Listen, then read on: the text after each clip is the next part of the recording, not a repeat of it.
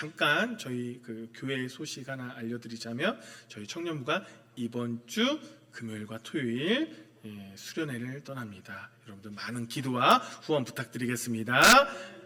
할렐루야. 예. 오늘 좀 정직이란 제목으로 여러분과 함께 나누고자 하는데요. 이거 좀 청년들하고 함께 나눴던 말씀이에요. 근데 좀 은혜가 돼가지고 한 번 더 여러분하고 함께 나누고 싶어서 제가 들고 나왔습니다. 요즘 이런 말을 많이 하는 사람을 자주 보게 됩니다. 나는 원래 솔직한 사람이야. 나는 뒤에서 말하지 않고 앞에서 다 말해. 내 성격이 좀 직설적이야.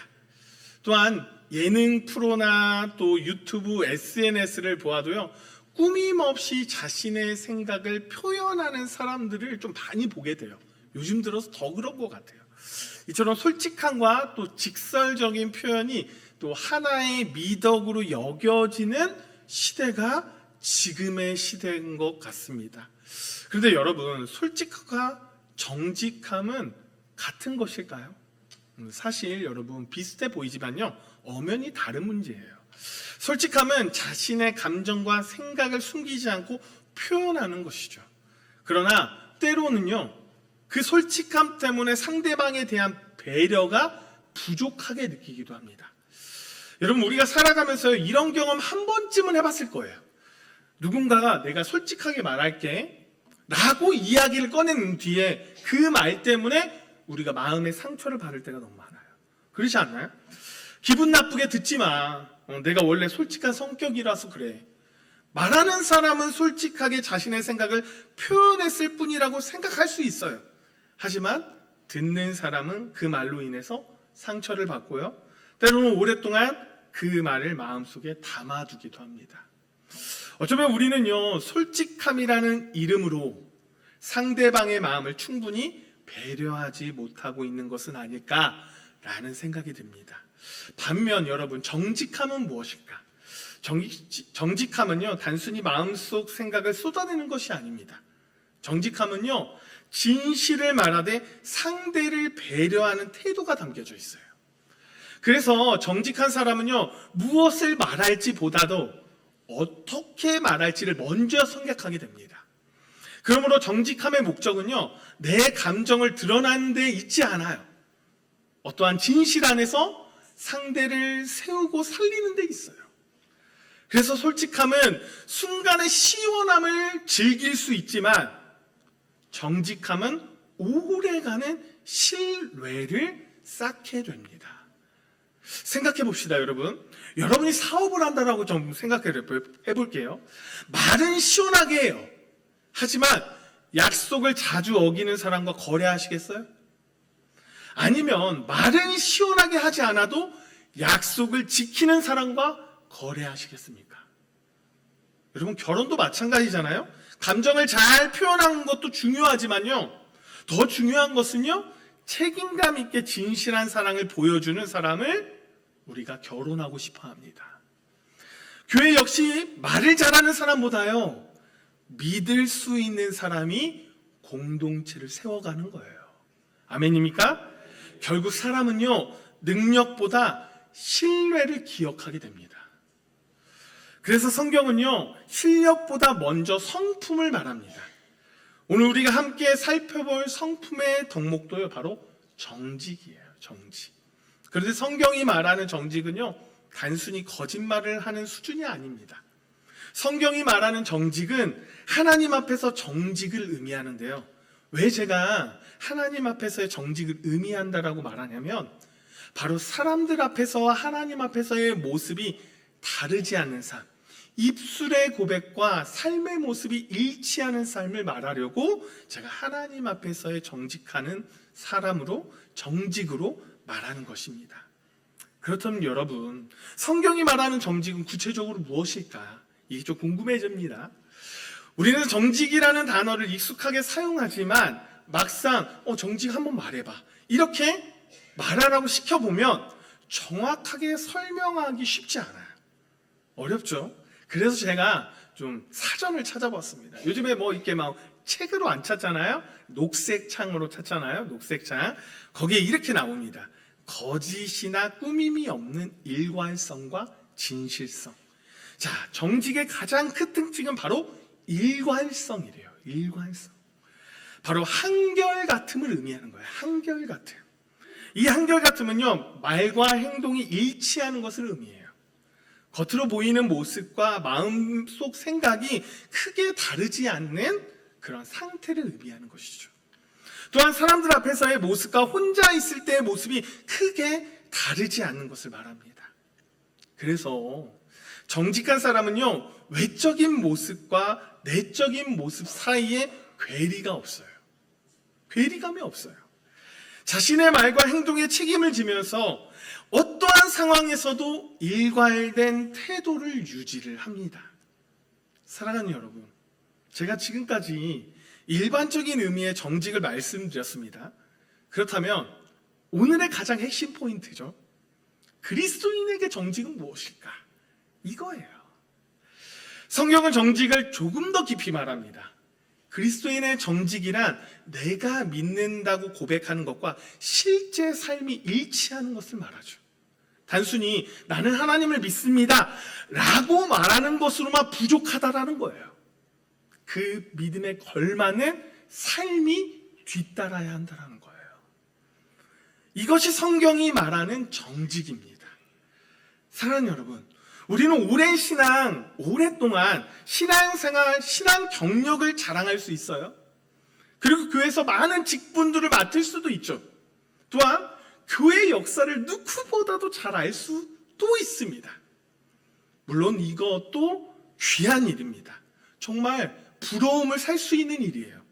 그러나 그것만으로 충분하지 않아요. 그 고백에 걸맞는 삶이 뒤따라야 한다는 거예요. 그 연륜에 걸맞는 신앙 내용이 있어야 한다는 거예요.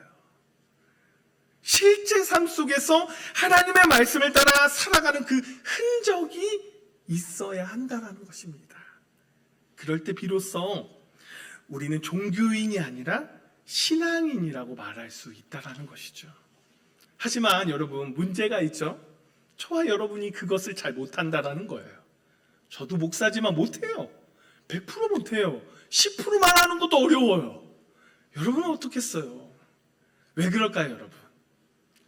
우리 안에 깊은 뿌리 내린 죄성이 있기 때문입니다. 예수님을 믿음으로 죄사함을 받았지만 우리는 여전히 죄성과 싸우며 살아가고 있어요.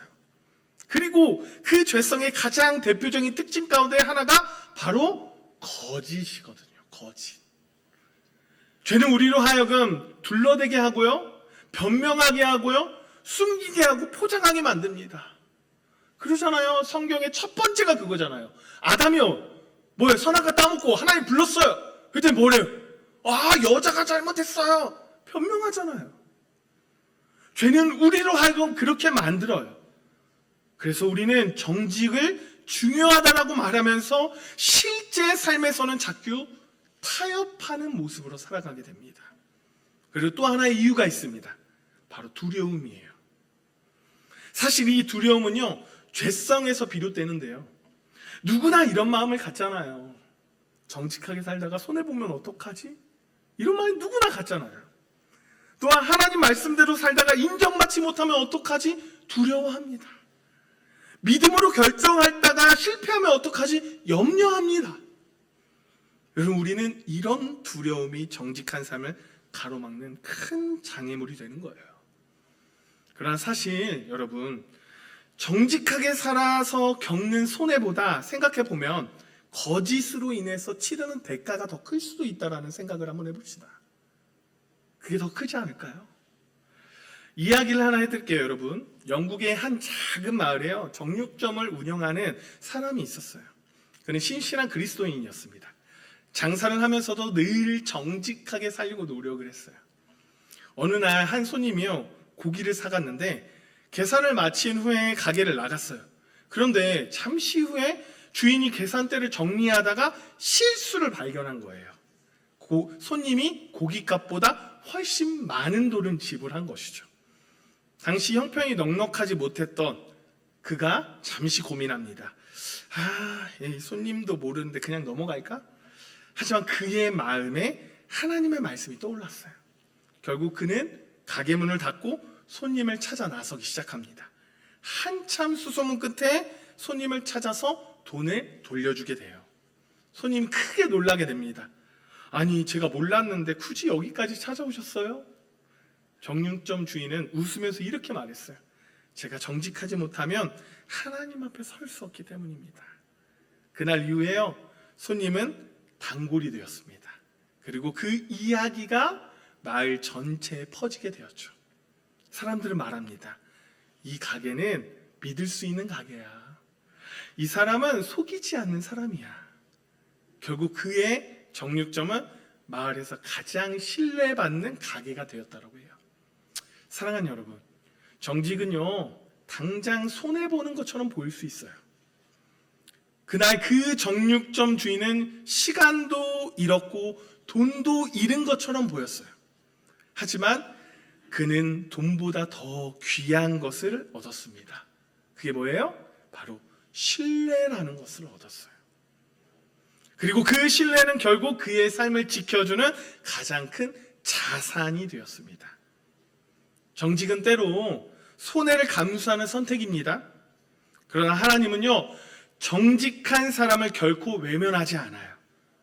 그런데 우리는 여전히 생각합니다. 정직하게 살면 손해보지 않을까? 정직하면 뒤처지지 않을까? 정직하면 실패하지 않을까? 그러나 시편 112편 전혀 다른 이야기를 합니다. 이 시편은요, 하나님을 경외하는 사람이 어떤 사람인지, 그리고 하나님께서 그런 사람에게 어떤 복을 내려주시는지 노래하고 있어요. 그리고 그 이야기가, 그 특별함이 시편 112편은 시편 1편을 또 떠오르게 합니다. 여러분, 시편 1편 잘 아시죠? 무슨 이야기죠? 복 있는 사람과 악인의 길을 대조하면서 시작하죠. 시편 112편도 역시 하나님을 경외하는 의인과 악인의 모습을 대비하면서 보여줍니다. 다시 말해서 하나님께서 어떤 복을, 어떤 사람을 복 있는 사람이라고 말하시는가를 우리에게 가르쳐주고 있다는 것이죠. 그렇다면 오늘 본문이 말하는 복 있는 사람, 하나님께서 기뻐하시는 사람은 어떤 사람일까? 그게 오늘 저와 여러분이 나눠야 할 바로 말씀입니다. 1절을 한번 볼게요. 1절을 우리 함께 다시 한번 읽어볼까요? 1절 시작. 할렐루야, 여호와를 경외하며 그의 계명을 즐거워하는 자는 복이 있도다. 자, 여기서 복이 있는 사람은요, 단순히 하나님을 안다고 말하는 사람이 아니에요. 하나님을 경외하는 사람입니다. 그리고 하나님을 경외하는 사람은 하나님의 계명을 즐거워하는 사람이죠. 억지로 순종하는 게 아니에요. 기쁨으로 순종하는 사람이에요. 그런데 2절에서 그 사람을 또 다른 표현으로 설명합니다. 2절 한번 다시 한번 읽어볼까요? 시작. 그의 후손이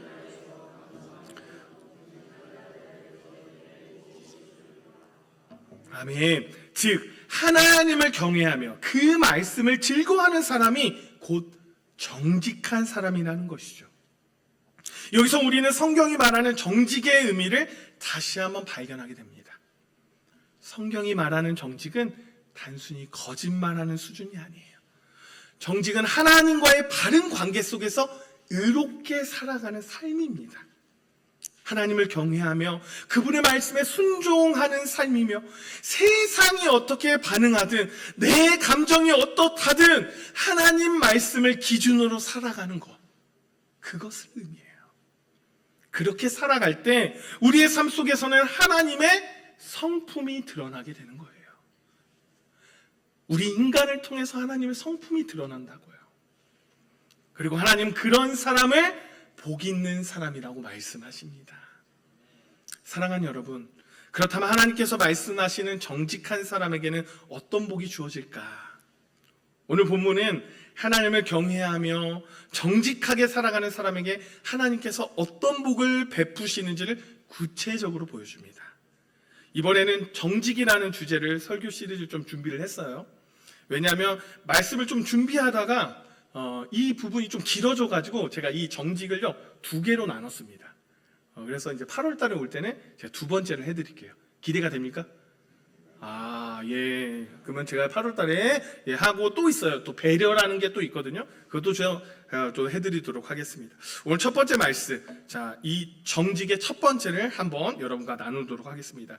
하나님께서 말씀하시는 정직한 사람에게 어떤 복이 주어질까? 이 첫 번째로 정직한 신앙은 다음 세대까지 복이 흘러가게 한다라는 것이죠. 2절과 3절 다시 한번 읽어볼게요. 아까 읽었던 2절과 3절 시작. 그의 후손이 땅에서 강성하며 정직한 자들의 후손에게 복이 있으리로다. 부와 재물이 그의 집에 있으며 그의 공의가 영구히 서 있으리로다. 아멘. 사랑하는 여러분, 하나님이 주시는 축복은요 한 세대에 끝나지 않아요. 정직한 신앙으로 살아가는 사람의 그 삶은요 자녀들에게까지 영향을 미치게 되어 있습니다. 물론 이것이요 단순히 돈을 많이 벌게 된다는 의미가 아니에요. 성경이 말하는 축복은요 하나님을 경외하는 신앙의 유산이 다음 세대로 이어지는 것을 의미하는 거예요. 예전에 여러분 제가 즐겨보던 애니메이션이 있어요. 지금 우리 청년들한테 그 이야기를 했더니 못 알아듣더라고요. 무도사 배추도사. 이거 아시는 분들은 옛날 사람입니다. 저와 여러분이 좀 옛날 사람이에요. 옛날 옛적 이런 노래 아시죠? 제가 많이 어렸을 때 즐겨보던 애니메이션이에요. 그 속에서 나왔던 이야기인데요. 한 농부가요 죽기 전에 세 아들을 불러 모읍니다. 첫째는 아버지가 가진 땅을 원했어요. 둘째는요 아버지가 가지고 있는 그 창고의 곡식을 원했습니다. 그런데 아버지는요 아들들에게요 씨앗 한 자루씩만 남겨주었어요. 그랬더니 이 아들들이 크게 실망하는 거예요. 아버지에게 이게 뭐예요? 그러자 아버지는요 이렇게 말했습니다. 땅은 잃어버릴 수 있다. 곡식도 다 먹어버릴 수 있다. 그러나 좋은 씨앗은 계속해서 열매를 맺는다. 내가 너희에게 남기고 싶은 것은 정직하게 땀 흘려 살아가는 삶이다. 이렇게 말을 아들들에게 전했다고 합니다. 훗날 두 아들은요 재산을 잃었지만요 아버지의 그 가르침을 붙잡았던 막내는 다시 일어나 그 고을의 큰 부자가 되었다는 이야기예요. 옛날 옛적에 나왔던 이야기입니다. 사랑하는 여러분, 자녀들에게 남길 수 있는 가장 귀한 유산이 무엇일까요? 집일까요? 재산일까요? 사업체일까요? 물론 살아가다 보니까 저도 자녀 입장에서 그것이 한 번쯤은 생각날 때가 있어요. 우리 아버지가 좀 부자였다며. 근데 그게 큰 전부는 아니더라고요. 물론 필요하죠. 그러나 그것보다 더 중요한 것은 하나님을 경외하는 정직한 신앙입니다. 아멘입니까? 제가 이렇게 목사가 된 것도 저희 어머니와 아버지가 기도 덕분에 제가 됐어요. 아니었으면 저는 이렇게 세상에 술만 처먹다가 살아나는 그런 별 볼일 없는 사람이 되었을지도 모릅니다. 부모가 남긴 정직한 신앙은요 자녀들의 삶 속에서 계속 열매를 맺게 되어 있습니다. 그래서 시편 기자는요 정직한 자들의 후손에게 복이 있으리로다 라고 선언하는 거예요. 그러면 여러분 우리의 정직한 신앙을 통해 자녀들과 다음 세대까지 그 복이 흘러가기를 간절히 소망합니다. 자, 그럼 이 두 번째까지만 하고 다음에 제가 세 번째, 네 번째, 다섯 번째 하도록 하겠습니다. 두 번째는요 정직한 신앙으로 살면 이 고난과 시련 속에서도 흔들리지 않게 되는 복을 누리게 된다는 것이죠. 우리 4절을 한번 읽어볼까요? 4절. 자, 시작. 정직한 자들에게는 흑암 중에 빛이 일어나나니 그는 자비롭고 긍휼이 많으며 의로우니로다. 아멘. 여러분 진짜 예수를 믿는다고 해서 우리가 고난이 비껴가나요? 전혀 그렇지 않죠. 우리 엄청 경험했잖아요. 그렇죠? 그래서 그렇지 않다라는 걸 누구보다 잘 알고 있습니다. 우리가 예수를 믿으니까 막 더 고난이 많아지는 것 같아. 여러분 정직한 신앙인에게도요 어려움은 반드시 찾아와요. 본문은 이것을 뭐라고 얘기하는 줄 아세요? 4절에 얘기하죠. 흑암이라고 얘기합니다. 흑암. 여기서 흑암은요 단순한 어려움 정도가 아니에요. 불행과 파멸, 절망과 죽음 같은 인생의 가장 깊은 어두움을 의미합니다. 그런데 성경은요, 놀라운 말씀을 우리에게 말합니다. 그 흑암 가운데 뭐가 일어난다고? 빛이 일어난다라고 얘기해요. 그 흑암 가운데서도 빛이 일어난대요. 왜 이런 표현을 했을까요? 바로 생사화복을 주관하시는 하나님이 정직한 신앙인들을 붙잡으시고 보호하시기 때문입니다. 그리고 그 길을 열어주시기 때문이에요. 어떤 신학자가요, 여기서 말하는 흑암 중의 빛을요, 분별력이라고 해석을 했어요. 분별력. 그런데 저는요, 이 해석이 참 납득이 됩니다. 이해가 되고, 받아들여지더라고요. 분별력이. 앞이 보이지 않을 만큼 답답한 상황 속에서도 하나님은 정직한 신앙으로 살아가는 사람에게 분별력을 주신다라고 말하는 거예요. 그래서 남들은요, 절망만 보는 자리에서도요, 길을 발견하게 되고요, 위기 속에서도 기회를 보게 됩니다. 그게 정직한 신앙을 가진 사람들의 그런 모습이에요.